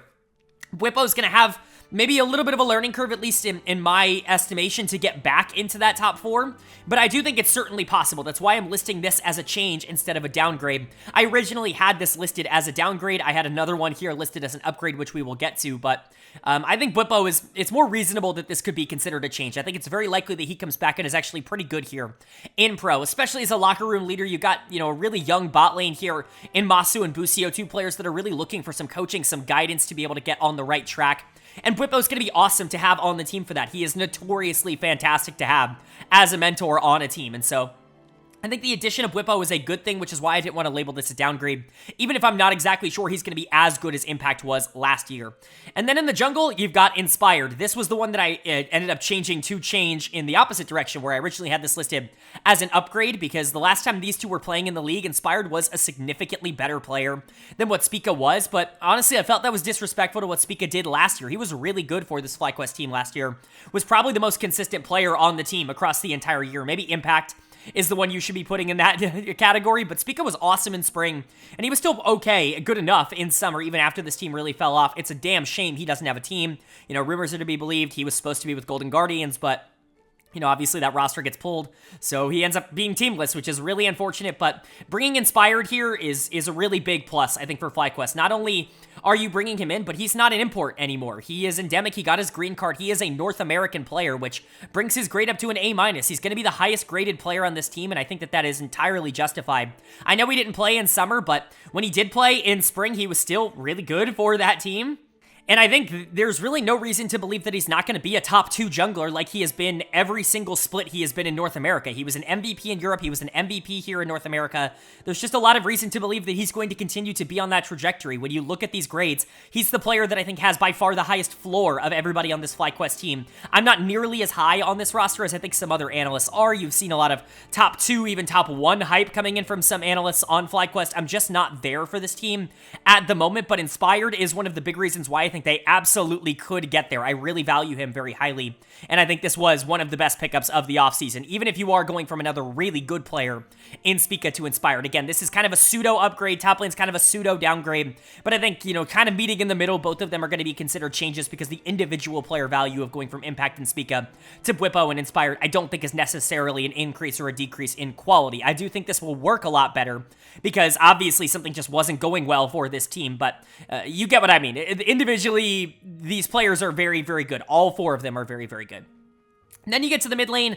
This is a very difficult conversation to have. You're going from Vikla to Jensen. I think Vikla got a bad rap in North America. I think there were definitely some problems with his game. I'm not going to sit here and pretend like he was a perfect mid laner, like he was just somebody who was constantly playing really well and that he didn't deserve to get benched at all in the summer split. Like, there were no problems with him. I'm certainly not going to make that argument, but I do think his good games were a lot better than people gave him credit for, even in spring. Well, I should say especially in spring. I thought he was fantastic. He was my first team all-pro mid in the spring split. I thought he was everything I expected him to be. I was low on him going into the year because I had watched his KT roster tape. A lot of people were just like, oh, LCK Rookie of the Year, he's going to be the best mid laner. I was like, let's pump the brakes a bit. And then spring split, he was exactly what I thought he would be. A very good mid laner in a region where there really aren't a lot of very good mid laners. And then in summer, obviously, things fell off. But I think going to Jensen isn't just going to be this straight-up upgrade that a lot of people want it to be. I know it's been very well documented that Jensen's kind of on the downturn, or at least he has been in recent years. However, I'm actually going to be a little bit of a dissenting opinion in that regard. I think Jensen was exactly what we thought he would be last year. He was a player that has a very particular playstyle that didn't mesh with Dignitas at all. It didn't mesh with the other players on the roster. Santorin and Jensen are just never a jungle mid that is going to work at a super high level in terms of where they are both are at in their careers. Jensen was really good 2 years ago on Cloud9, and a lot of that was because he was put in a position where he could just enable his jungler, where he could play Orianna and Anivia and Zillion and all of these, more passive mid laners that don't necessarily need to win fast and win hard every single game. That's where he's at his best, and honestly, I think he fits into this team rather well in that department. I would not be shocked at all to see a re-breakout or a bounce back, whatever you want to call it, from Jensen this split, because I think it's going to allow him to get back to more of the things that he's actually good at, rather than what he was on Dignitas last year, which was the best player mechanically, and so he was asked to be this carry every single game, and that's just not who he is. He wants to be a secondary carry, he wants to be more of a shove and roam, facilitating playmaker. Think of like a Niski over in Europe. It's very much that play style. That's what Jensen's very good at. Asking him to be Caps, asking him to be Jojo Pune, it just was never going to work on Dignitas. And so I actually like this addition quite a bit. I like Vikla more than other people do. I'm going to consider this a change. I don't think Jensen's necessarily more talented than Vikla is as a player, but I certainly think he will fit this org and fit this roster better, especially after how things went down at the end of last year. And then you've got the bot lane, the upside bot lane here with Masu and Busio. Very excited to see what these two can do together. Two, most valuable prospects in the NACL. We can start with Busio because he actually does have LCS experience here. Obviously played for 100 Thieves. I already talked about him a bit in this video when we did the 100 Thieves segment just a minute ago, but he's a solid player. I do think he's a little bit stiff in terms of what he offers. Obviously the upside is there, especially in terms of playmaking. He's a very, very good playmaker. He's somebody who likes to play, as strong side on the map. If he's going to play the 2v2, he wants to be able to get a lot of aggression in early. He wants to be able to trade quick and fast. He's a very good laner, but I do think he can struggle a little bit sometimes when he's taken off of his game. He's not a very good player at playing from behind, or at least that's not what he showed last year, and so that is a bit of a concern. He really didn't have to play from deficits all that much in Academy, and so it's certainly something to keep an eye on if he can develop that over the course of his career, if he can get a little bit more stable on that side of the map, being able to play from, negative situations, not putting himself in bad spots on the map and being over-aggressive just because, his team doesn't have prio, being able to recognize when he can and can't make plays. I think that's going to be a big learning and growing point for Busio, but obviously he has the talent. I'm not as sold on him as a superstar support as maybe some other analysts would be. Again, like I said, I value someone like Ayla a little bit higher. I think his tools are just a little bit better, but Busio's still a very, very good player and certainly someone I'm not going to try to overlook. He gets a B grade for me because he's a solid starter at the LCS level, and especially in this region, supports are hit or miss. They're good. There are a lot of good supports. I want to say that. There are a lot of very good supports. There just aren't a lot of great supports, and so you're hoping that Busio can become that, but the reason you're really hoping he can become that is because I really do think you have a great AD carry here in Masu. He's never played a single game in the LCS, and yet I'm convinced that by the end of the year, he's going to be a top 2, top 3 AD carry in the league, and it probably won't be particularly close. That's the kind of upside that this kid has. I have not seen a prospect come through into North America as good as him since Jojo Pune. Really, there's not been anybody who has dominated the second tier of North America quite like Masu in years, and we've seen what Jojo has obviously become with proper coaching, with good players around him, and I think Masu's in a prime position to become that as well. Someone who played on ping for most of last year, played in Canada while the rest of his team was obviously in California. Every game was in California, and he was still so much more mechanically talented and mechanically better than everybody that he was playing against that he completely smurfed on them. When he finally got to play in California off of ping, it was just ridiculous how much better he was as a player. I genuinely think he's going to come in and, like, at floor, be a top 4 AD carry in the LCS. This is going to be a strong part of the map for FlyQuest. It's going to be interesting to see if they want to play for it, but honestly, I do like the styles and the matchups here. Obviously, I talked about Masu and Busio. Didn't really talk about Prince and Vulcan. I wish Prince the best. He's still ridiculously talented. He's reportedly going to the LPL, which we'll cover when we do our LPL video, but I would not be surprised at all if he re-breaks out as one of the best AD carries in the world by the end of the year. He really is that good. And Vulcan, obviously, we already talked about going to Cloud9.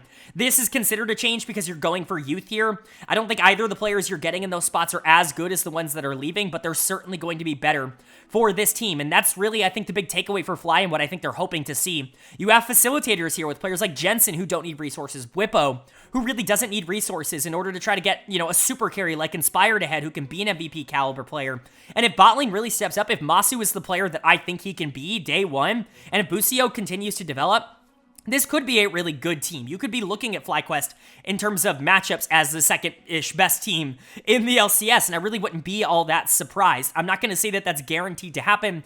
Energy's a really good team, and it's going to take a lot to be able to overcome them, but they absolutely have the tools. And man, if Masu breaks out and Inspired's as good as I think he is, I really do think this team has a ridiculous amount of upside. I just think the floor is a little bit lower than some people think it is. I could see a world in which some of these players don't play nearly as well as expected, where Masu and Busio just aren't as good on day one, and they maybe take some time to gel and get used to the style of play, where Jensen is on the downturn, where Blippo takes a minute to get back into pro play. I could see those being problems for this team, but, if things do click, which I certainly think is a possibility, this is going to be one of the scarier teams in the LCS. And that's going to bring us to our 8th and final team in today's video, the team that ended up in 10th place last year and, has been, wallowing in mediocrity for what feels like their entire tenure back here in the LCS. They're hoping to break that this year with some interesting additions. It's, of course, Immortals. It's a really, really tough thing to talk about Immortals as an organization because it just doesn't feel like anything they ever do goes right, even when they try to make good moves, when they bring in players like Kenvi and Power of Evil and Lost, who have been very good, not only at, the top end of Tier 2, but even, Power of Evil's case, in Tier 1, he was a really good player. A player in Ignar who had obviously worked out here. They've attempted to go out and get some players to try to make their team better. It just has never really ended up working out. They're pivoting in a different direction here, still going for youth, still obviously, they don't have the track record to develop any sort of top tier NA talent. It doesn't really feel like a lot of those players are all that interested in going to Immortals, but they got some interesting players here, and I think this is one of the more intriguing rosters that they've had in quite a while, probably since they went out and actually spent some money, a year or two ago. And so let's go ahead and talk about it. Obviously, last year their lineup was Solo, Kenvi, Balulu, Tactical, and Treats. And in 2024, their lineup is looking like Castle in the top lane, Armeo in the jungle, Mask in the mid lane, Tactical at AD carry, and Ole at support. Certainly an intriguing little collection of players. You've got 2 Korean imports that, one of them has spent some time in the ERLs, and we'll talk about that. The other, hasn't played nearly as much, got replaced in LCK Challengers last year, but still has a good amount of upside, and we'll talk about why I think that might carry over and why I'm certainly not nearly as concerned as other analysts are as to them importing these 2. I don't think they're Dove. I think it's a little bit of a different situation, but a couple of veterans to kind of fill the roster with outside of that. A player in Armeo who got replaced last year, but was pretty good, honestly, before he got replaced. Ole coming back in after a rough split, and, the one remaining member here being Tactical in the bot lane. He's the member that they are retaining, and obviously That's good for Immortals. He was by far the best player on this team last year. He's going to get a B- grade from me. I'm not sold that he's going to be like a B or a B+ like he was in his prime for Team Liquid. It just really feels like that version of Tactical isn't there anymore. The surrounding core hasn't been nearly as consistent, and I do think he's somebody that needs a little bit of help in the early game. He's such a phenomenal team fighter, and he really is aggressive, but he can sometimes struggle to get to the phase of the game where he is the most valuable. I kind of feel like he's a more discount version of a player like Patrick over in the LEC, where he's just such a consistent team fighter, especially in the back half of games. It's just getting there that you need to make sure that you have a good team around him in order to facilitate that. So I like Tactical. I like bringing him back in. He showed a lot of growth back towards the mean in terms of his laning stats last year, where he was actually just average in the LCS, which I think is good enough. If he's going to be average in terms of his laning stats, he can be a valuable AD carry for your team. And, you know, if you're going to keep one player from last year, it should no-brainer be Tactical. I like this decision to bring him back. I'm surprised he wanted to come back after how disastrous last year was for Immortals, but, you know, it's good that they were able to retain him. The rest of this roster is new, however, and so we're going to kick it off by starting with some of the veterans, the players that have played in the LCS in particular before, starting with Armeo in the jungle. Coming over from that Evil Geniuses stint last year, he was actually surprisingly good. Not surprisingly. We all thought he was going to be strong for Evil Geniuses in the summer split when they went around and signed him. You know, as a replacement to Inspired, he certainly had a lot to live up to, but I thought he was pretty good. Ended up having a really rough end to summer after a really good start to summer, and so they ended up replacing him with Shaden. He played a lot of the rest of the playoffs. Armeo went down and did really well in the NACL, was incredibly good for the Evil Geniuses Challengers team in their run to the finals in the NACL, but he gets another shot here on Immortals. I have this considered to be an upgrade. As much as I love Kenvi and as much as I do think he still has that upside, he's got to go back down to the NACL or even to Collegiate, and he's got to figure out something, because his stint in the LCS, I think, just broke his confidence basically in every avenue. He was the worst version of himself for this Immortals team, and there really is no denying that. It felt like he was constantly losing games very early on. His early games were not consistent at all, and it just didn't feel like he had a good grasp on tempo. Again, it was probably a confidence thing, because we saw what Kenvi could do for 100 Thieves Challenger, or 100 Thieves Academy when he was back in Academy, and it was dominant. He was the, you know, the next up-and-coming superstar in North America as a jungler coming out of that 100 Thieves system. Ends up going to this Immortals team, and things just completely fall off the rails. So I have faith that Kenvi can be a solid player, especially if he gets some of that confidence back, but for now, Armeo is definitely an upgrade to what you got from Kenvi as an LCS player. Armeo is actually pretty solid. He's not going to take over a lot of games. He's not going to dominate, although he can. He can carry games. He's just going to be a lot more well-known for his facilitating style. That's what he was really good on with Evil Geniuses, the Sejuani, the Maokai, etc., etc. It's kind of the LCS special. It's what we really like to play in those positions. Gragas is something that definitely comes to mind, and so, you know, I trust Armeo. He's a very, very good player, a little bit more versatile than he gets credit for, and I think he's a really solid pickup for Immortals, certainly an LCS caliber jungler, and I think this will be a good addition for them. And then you've got Ole in the support position.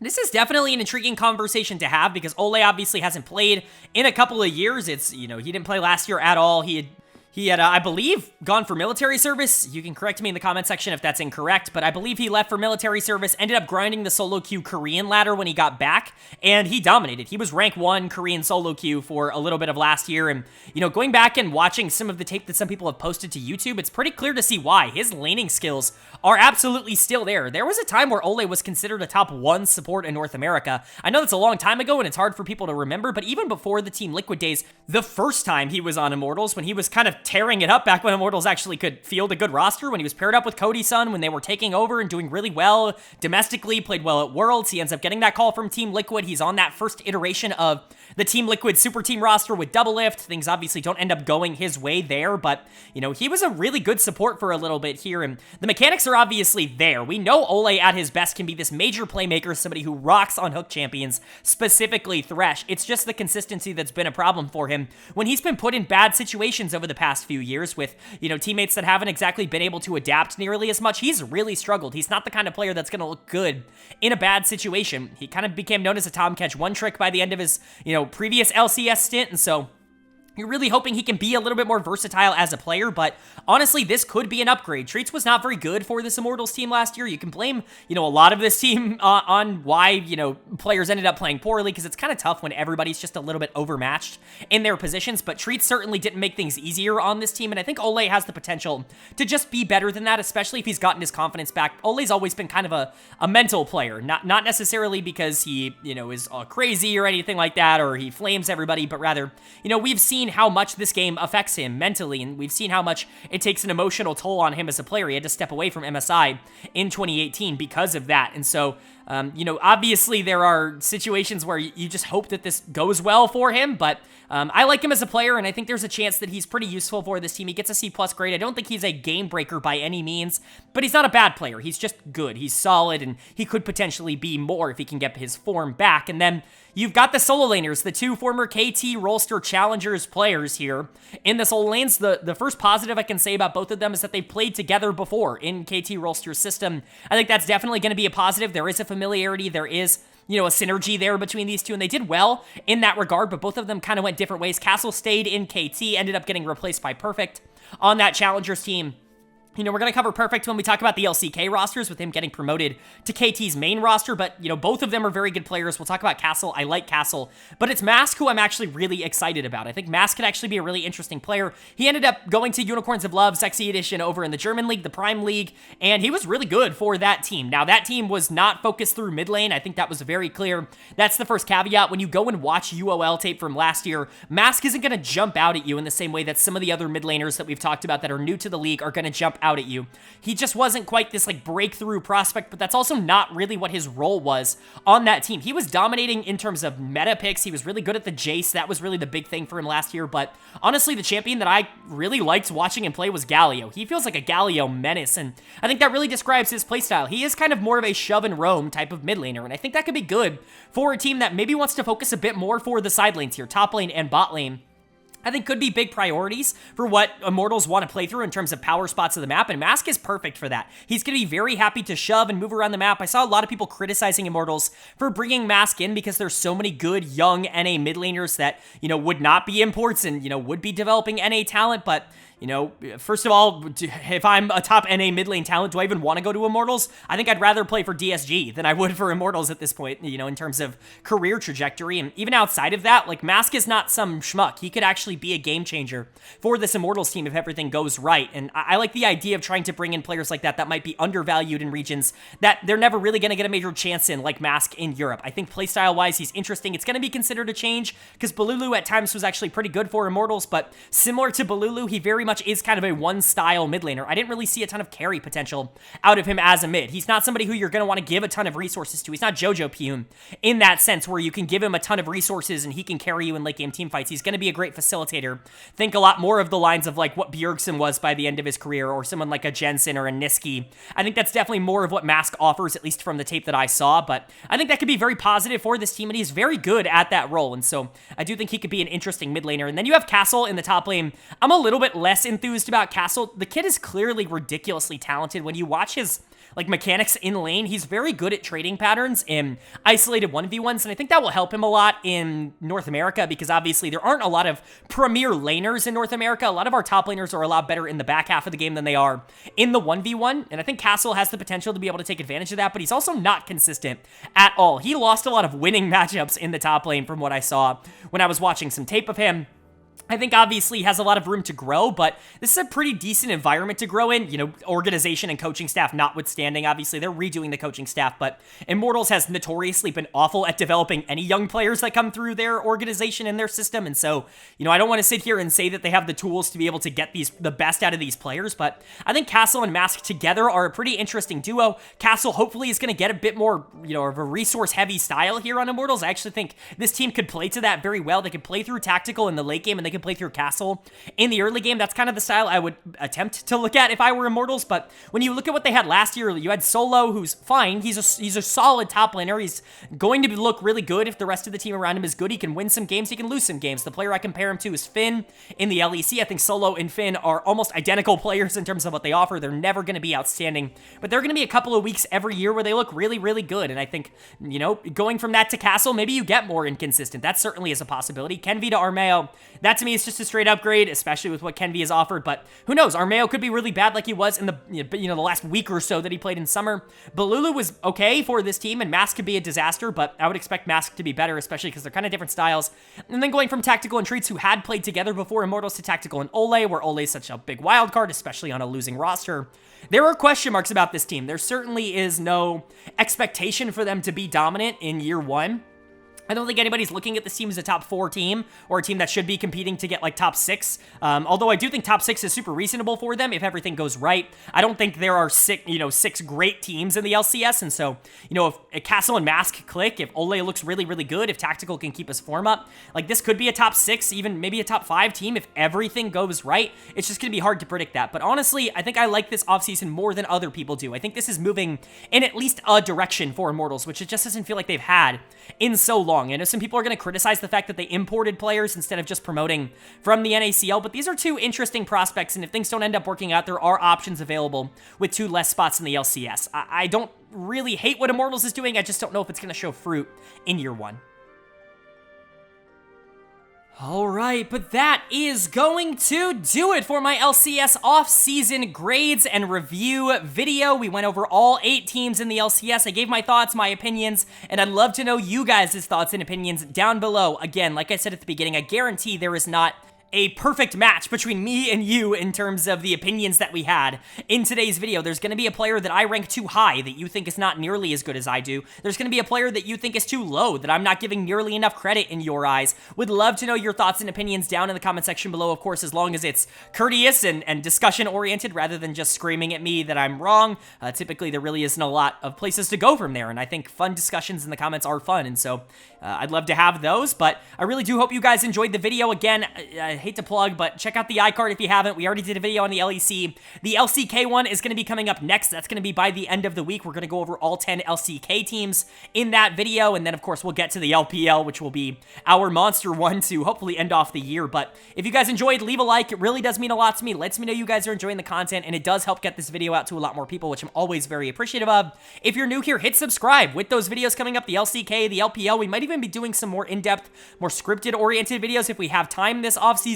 Hit the subscribe button and hit that bell so you can be notified if those videos and when those videos do end up going live. If you love lolesports, if you enjoyed my analysis of today's video, then you're probably going to enjoy a lot of the rest of the content on the channel as well. So hit that subscribe button. But with all that being said, I hope you all are having a great day. I hope you continue to have a great day. And I will see you all later.